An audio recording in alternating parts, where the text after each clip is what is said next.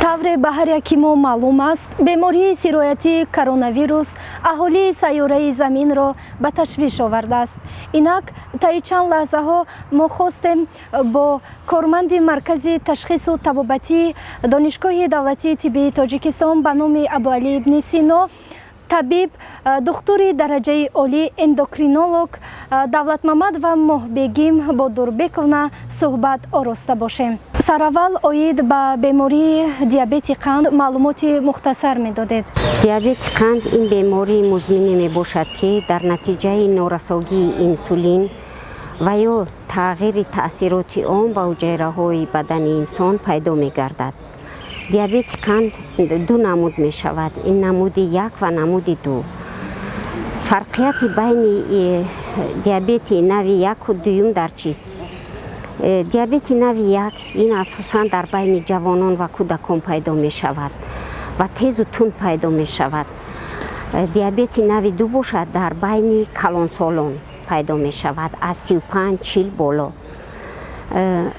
диабети нави 1 ин дар натиҷаи норасогии инсулин пайдо мегардад. нави дуюм бошад, диабети нави дуюм бошад дар натиҷаи паст шудани таъсири он ба ҳуҷайраҳои бадан ба вуқӯъ мепайвандад. дар дунё қариб аз 4 то 5% ҳамаи одамон мубталои диабети қанд мебошанд ки ин миқдор сол ба сол зиёду зиёдтар шуда истодааст. диабети қанд ин яке аз сабабҳои муриши беморон ба ҳисоб меравад, яъне ки дар қатори бемориҳои онкологӣ, саратонӣ ва дар қатори бемориҳои дилу рагҳо дар ҷои сеюм мебошад. дар вақти коронавирус бошад, ҳангоме ки диабети қанд, бемори диабети қанд ба коронавирус дучор шуда бошад, муриши ҳамин беморон то 7-3% мерасад. хусусиятҳои табобатии диабети қанди нави 1 ва 2 ҳангоми сироятии бемории коронавирус аз чӣ иборат аст? ҳангоми коронавирус агар бемор бо гирифтори диабети қанд бошад, баъзе хусусиятҳои худашро дорад. акнун ман хусусиятҳои умумиро ҳам барои диабети нави 1 ва ҳам барои намуди 2 гуфта истодам ки аз дигар беморони коронавирус он қадар фарқ намекунад, яъне ки ин риояи масофа аз якдигар, риоя кардани реҷаи карантин. табобати диабети қанд ҳангоми коронавирус ин хусусиятҳои худашро дорад.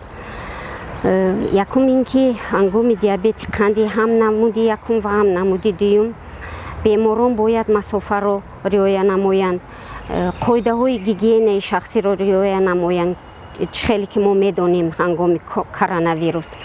ва ҳангоми диабети қанди нави 1 хусусияташ ҳамин аст ки ин беморон инсулин мегиранд ва тағйир додани дозаҳои вояҳои инсулинро бо духтурашон маслиҳат мекунанд. инҷа ба ҳам духтури табобатие ки оид ба коронавирус табобат мекунад ва ҳам духтури эндокринолог иштирок карданашон дар кор, ё ки телефонӣ агар мумкин набошад, телефонӣ бояд дар тамос бошанд ки ин беморон кадом доруҳоро бояд гиранду нагиранд. ва ман гуфтанӣ нестам ки барои ин беморон ҳамаи табобатҳо мумкин нест, ҳамаи доруҳо мумкин, ҳамун доруҳое ки қандашонро баланд мекунанд мумкин аст, не ки дар ин ҳолат бояд ки вояҳои инсулинро камакак зиёд кардан дар кор аст.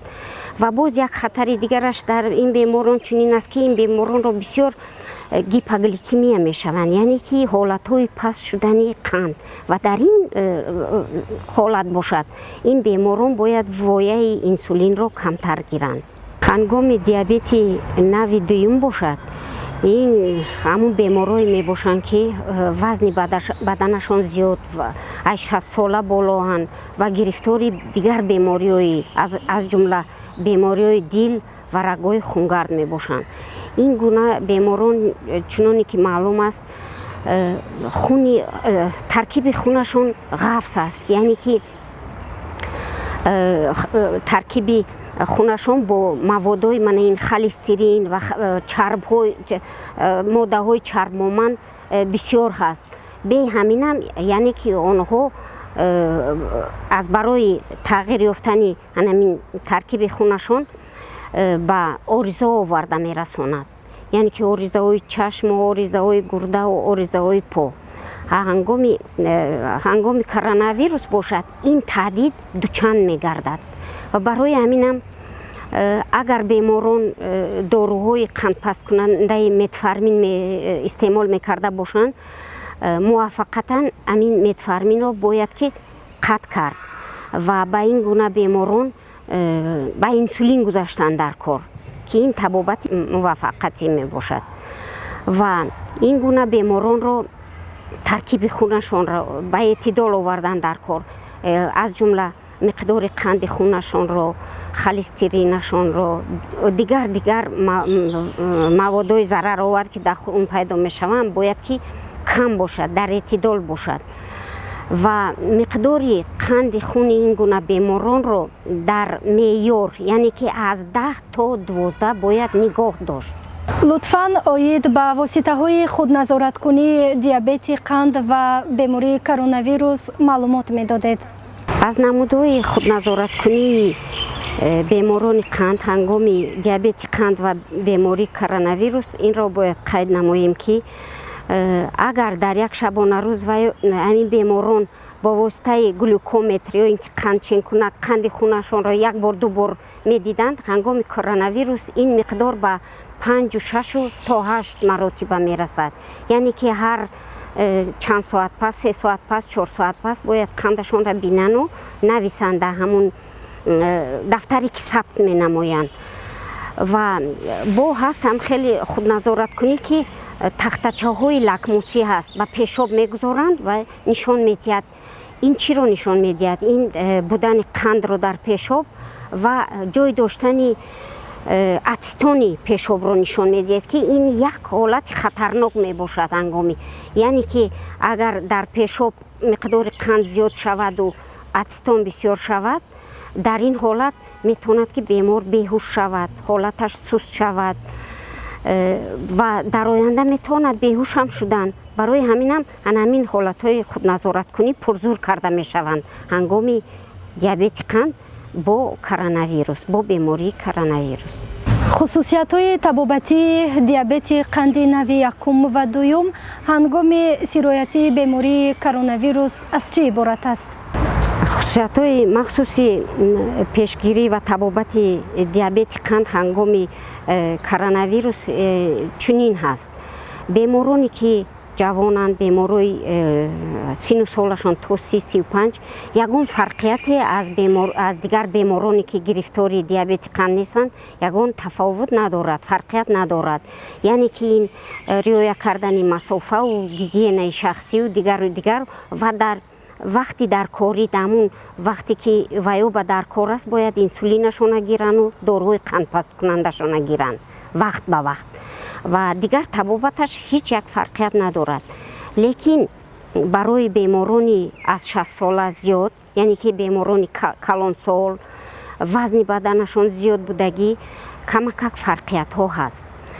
агар то ҳамин дам ин беморон дорӯҳои қандпасткунандаи метформинро қабул мекарданд, ҳангоми коронавирус бояд ки ин беморон ба инсулин гузаранд ё ки дигар дорӯҳои қандпасткунандае ки ба ҳолати коронавирусашон дахолат накунанд, яъне ки таъсири бад нарасонанд.